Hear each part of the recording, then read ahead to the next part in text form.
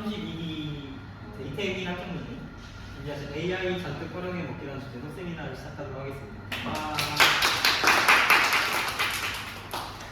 안녕하세요. 저는 홍익대학교 컴퓨터공학과 18학번 이태기라고 하고요. 오늘 AI 잔뜩 활용해 먹기라는 주제로 가져왔는데 사실 AI라는 분야가 굉장히 접근하기 어려운 분야라고 생각을 해서 사실 AI가 짜잔 이렇게 어렵지만은 않아요 라는 걸 말씀을 드리려고 제가 진행하고 있는 연구에 대해서 정말 간략히 설명드리고 세미나 마치도록 하겠습니다. 제 연구에 대해서 말씀드리자면 저는 PCRC에서 32기 기획부장을 했었고요. 홍대에서 머싸 대표했었고 브룬톤이라는 데 대표 및 창설을 했었고 코딩부스트라는 동아리 전체 창설을 제가 했었고요. 지금은 서울대학교 이청용 교수님 연구실에서 석사로 있습니다. 그래서 이렇게 간략히 설명을 드렸고 인공지능이라는 거에 대해서 들어가 볼 건데 우리가 인공지능이 뭐냐라고 생각을 할 거면은 일단 AI, Artificial Intelligence의 줄임말인데요. 여러분 혹시 인공지능 관련 수업을 들으신 친구분들이 있을까요? 아무도 안 계시죠? 다들 1학년 네, 1학년이면 인공지능이라는 걸 안 들어보셨을 텐데 Artificial Intelligence라는 것 자체가 직역을 하자면 말 그대로 인공지능이에요.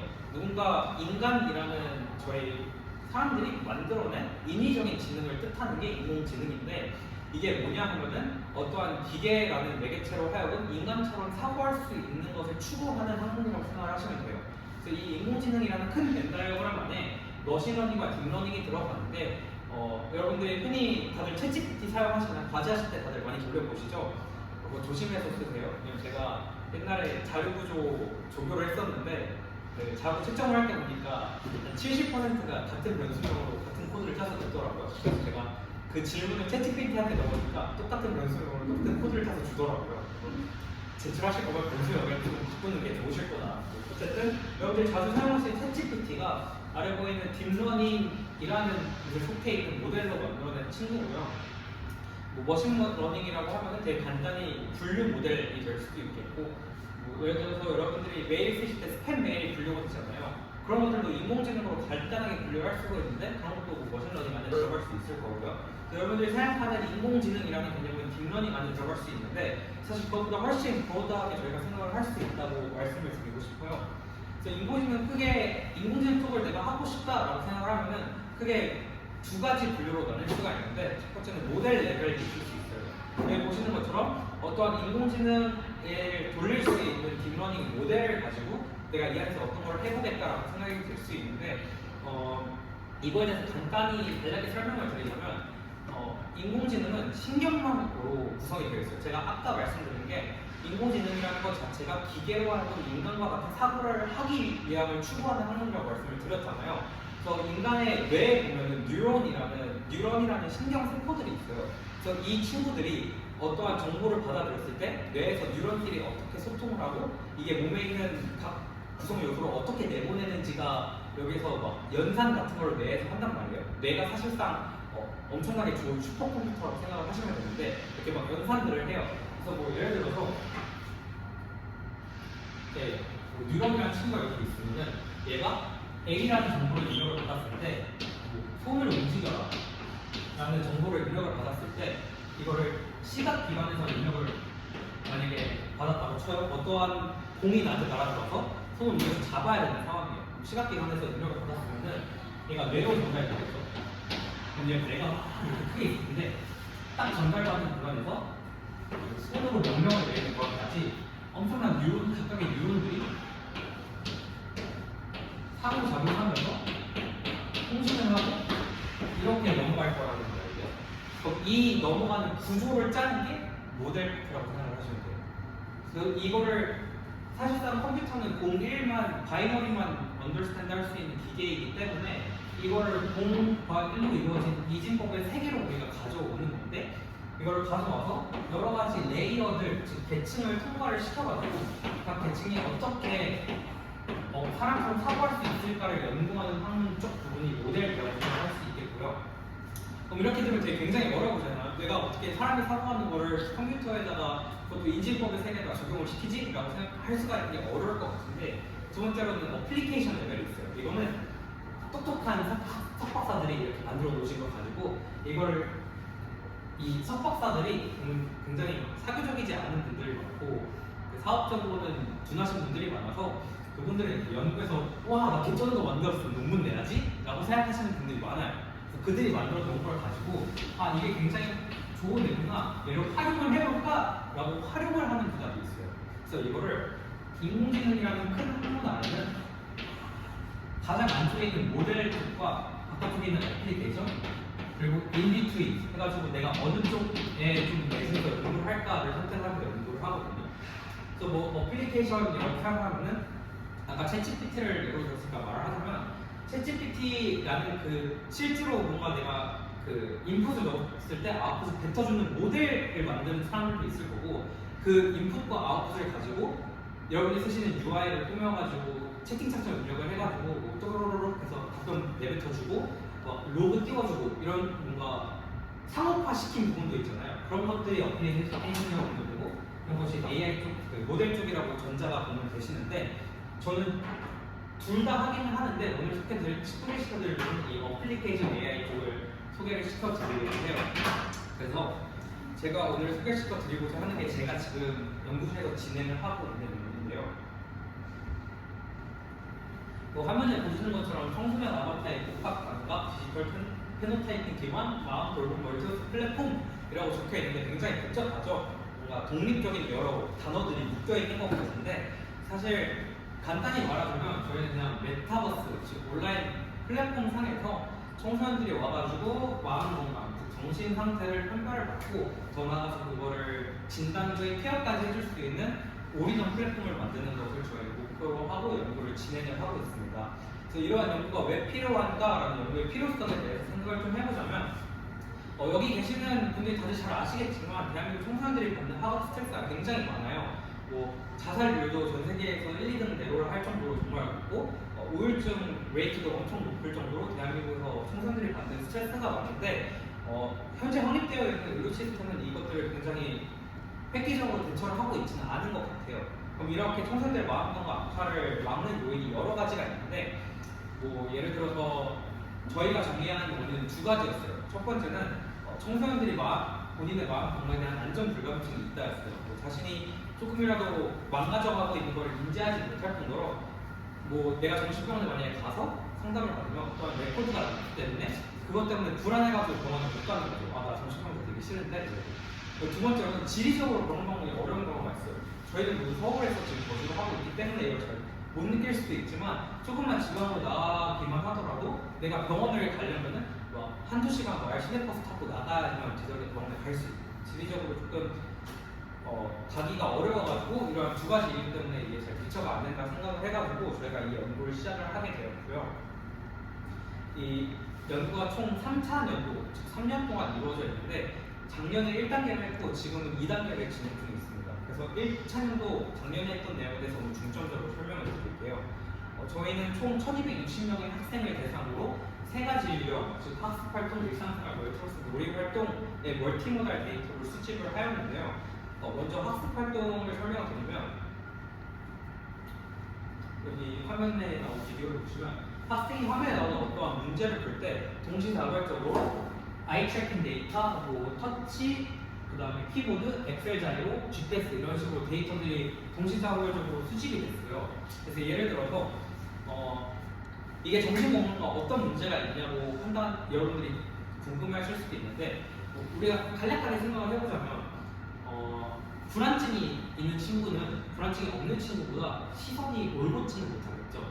뭔가 내가 마음에 불안하거나 걱정이 있는 사람들은 어떤 화면을 보더라도 시선의 움직임이 활발하거나, 아니면 이 시선이 머물렀던 점에서 다른 점으로 이동할 때 속력이 더 빠르겠죠. 왜냐면 가만히 머물지 못하고.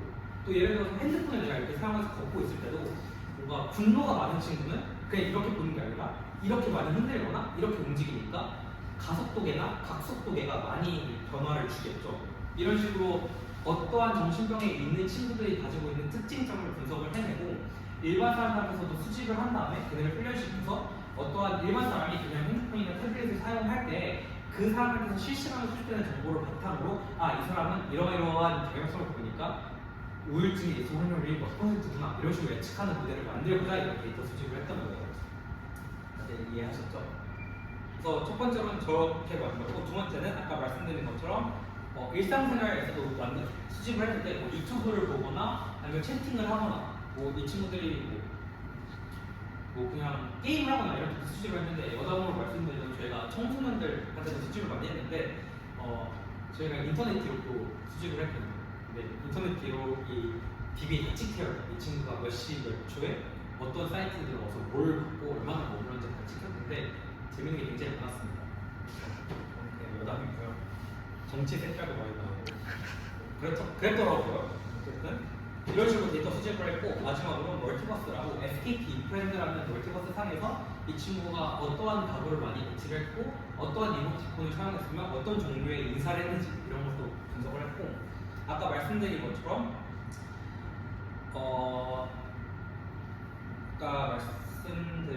저희가 자가심리 검사라는 것도 활용을 해가지고 이 ICDS, STAI, X1, PH9 등등이 뭐 인터넷 게임 중독, 불안증, 뭐 조현병 등등의 뭐 8개의 병 질환 레이블인데, 이게 실제 서울대 병원에서 사용하고 있는 정신병을 판단하기 위한 설문지들이에요. 그래서 이거를 모든 사람들한테 풀리게 한 다음에 실제로 의사가 진단한 정신병이 있는 친구가 낸 점수 이상이면은 이 친구는 정신병이 있구나라고 판단을 하였고, 그 정신병이 있는 친구들이 수집했던 데이터 속에서 특징점을 찾은 다음에 그냥 아예 생판 모르는 사람 데이터가 들어왔을 때 이거랑 비슷한 경향성을 띠면은 얘는 위험군이구나라고 판단하는 인공지능을 개발을 했거든요.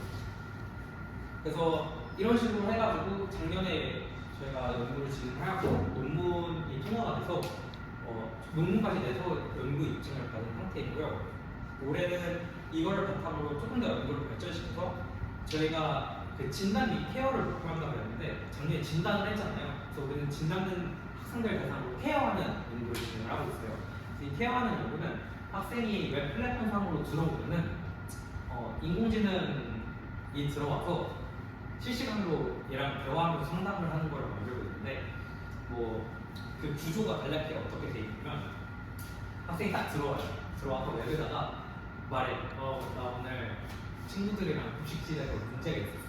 애들이 내가 오니까 다 떠나더라. 어떻게? 라고 말을 하면은 그 비디오가 녹화된 게 서버로 갑니다.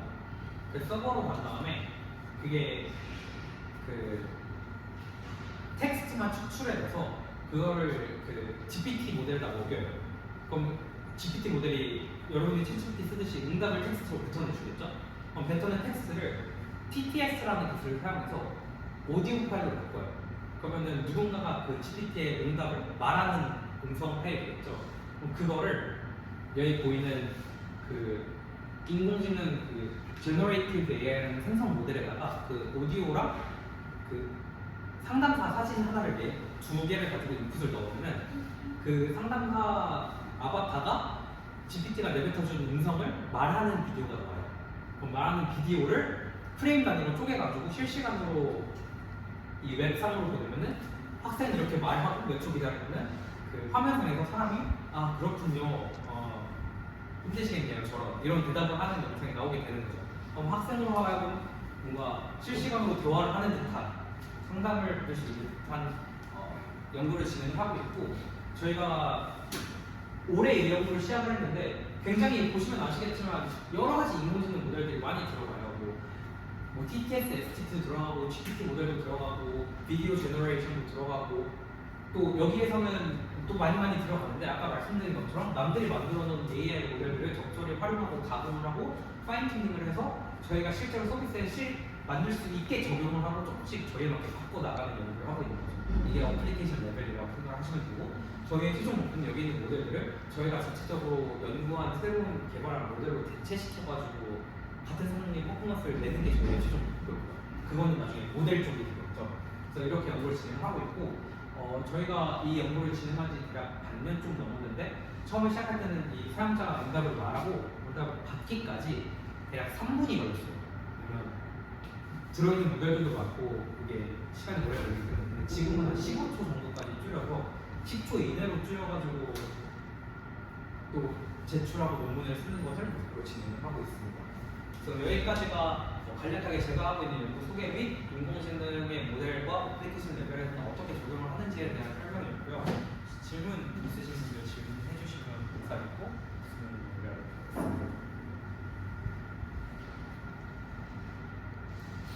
공무원 쪽에 관심이 있어가지고 뭐 진로를 잡고 싶은 학부생 친구들에게 해주고 싶은 조언이 있다면 뭐가 있을지. 일단 인공지능을 하려면 대학원을 가야 되기 때문에 여러분들이 정말 인공지능을 하고 싶은지 정말 많이 고민을 해보시길 바라고요. 그래도 내가 내 삶을 버리면서까지 대학원에 가고 싶다 그러면은 일단 학부 연구생을 하셔서 그 연구실에서 하시는 거 김태현 교수님이나 이은표 교수님 보니까 또 공건희 교수님도 인공지능 연구를 하시는 거 같더라고요. 그런 연구실 들어가서 경험해 보시는 것도 나쁘지 않고 아니면은 저라면은 인공지능 수업을 듣고 아니면 온라인 강의를 잘 듣는 게 많아요. 강의를 듣고 실제로 그 모델을 불러와서 내가 이것저것 모델 구조를 한번 스트럭처 보고 거기에서 내가 레이어 바꿔보고 조금씩 내가 만지고 가지고 놀아보면서 다른 데이터셋 먹여보고 왜 안 되지 하는 거 파보는 걸 해보시면은 굉장히 도움이 많이 될 것 같습니다. 그리고 수학 열심히 하세요. 학부 연구생은 했었어요. 저는 학부형생은 안 했고요. 저는 제가 대학원을 가겠다고 마음먹은 게 4학년 1학기 중간고사 이후였었거든요. 중간고사를 보고 나와서 그냥 대학원 가야겠다 마음먹었었는데 그때 그냥 지금 제가 속해 있는 연구실 교수님이랑 연락을 해가지고 4학년 1학기 여름방학 때부터 거기에서 학부형생을 찍었었어요. 근데 학부형생을 하면서 많이 배워요. 제가 그 학부 수업 때 배우는 것보다 실제로 그 연구라는 직장에 들어가서 연구를 하게 되면 배우는 게 훨씬 많아요. 그 인공지능 3학년 2학기 때 처음 배우잖아요. 네. 근데 3학년 때 학부형고생을 하려면 인공지능에 대한 어느 정도 기초 지식이 있어야 된다고 생각하는데 3학년 2학기 때 그 과목을 처음 배우면 너무 늦지 않나요? 3학년 2학기 때 진짜 안 배워도 되지 않나요? 선수학을 없을걸요? 그 기계학습 기초 아니에요? 네. 그게 3학년 그 1학기에는 안 열리더라고요. 아 지금 3학년인데요? 지금 2학년인데 네. 2학년 2학기 때 들으셔도 돼요. 이미 지금 지금 이명이 이야기죠. 아 지금 2학년 2학기구나. 죄송해요 제가 시간에 대한 개념을 못하고 그러면은 3학년 1학기 전에 학부 연구생을 하고 싶으시다면은 그 온라인에 인공지능 강의들 이런 게 되게 많아요. 그런 것들을 한번 구글링 하셔서 좋은 거 하나 찾아서 들어보시고 그 책 같은 것도 되게 많거든요. 막 쉽게 배우는 뒷면이라고 있는데 그 장경탁 교수님의 쉽게 배우는 뒷면이라는 책이 있거든요. 그게 굉장히 기똥차요. 그게.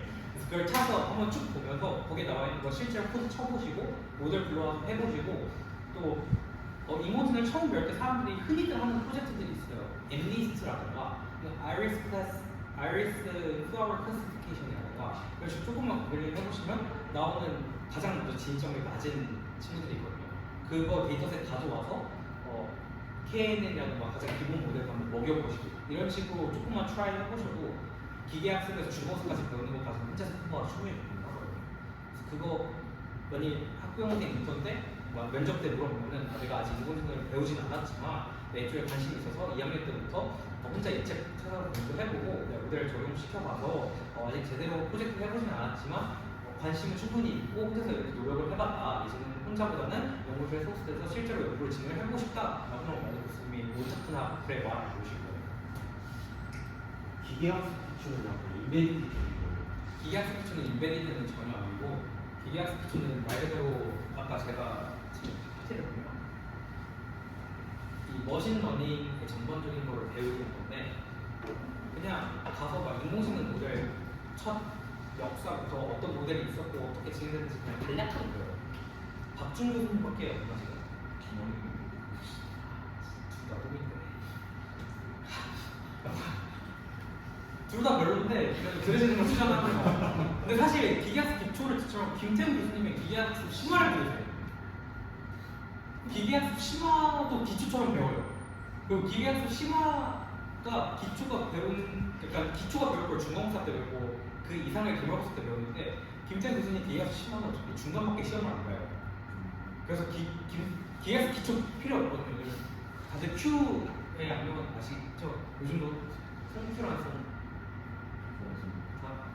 다 콩큐란송이라고 저희 때는 4대천만 있었는데 큐는 안 들으시는 게 정신건강에 좋으시고요. 큐는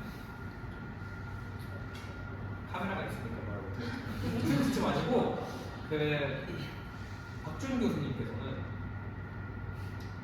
저는 큐보다 싫었거든요. 박준 교수님이 힘들었어요. 그래서 그냥 핀 같은 제너럴 김태형 교수님 기계 심화를 들으시는 거예요. 심화도 어차피 뭐 그렇게 어렵진 않아요. 처음 들어도 절대 이지합니다. 보실 수 있어요.